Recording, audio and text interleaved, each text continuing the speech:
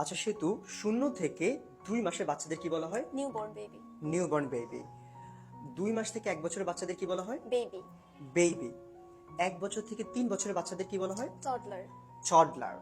3 বছর থেকে 11 বছরের বাচ্চাদের কি বলা হয়? Child or kid. চাইল্ড অথবা কিডও বলতে পারেন আপনি চাইলে। 11 বছর থেকে 19 বছর কি বলা হয়? টিনেজ। টিনেজ। যারা 11 বছর থেকে 19 বছর তাদেরকে টিনেজ বলা হয়। 19 থেকে 25 বছরদের কি বলা হয়? Young adult or youngster. Youngster.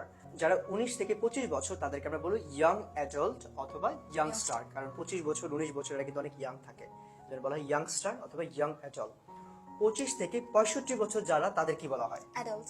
Adult বলা হয়। 65 বছরের বেশি যারা যারা একটু বয়স্ক তাদের কি বলা হয়? Senior citizen. Senior citizen. কারণ একটা মানুষ কিন্তু 1 বছর থেকে আস্তে আস্তে করে অনেক বড় হয়ে যায়, তাদেরকে বলা হয় সিনিয়র সিটিজেন। এখন আপনি কোন পজিশনে রয়েছেন বা আপনার বয়স কত সেটা আমাকে কমেন্টে লিখে জানাবেন।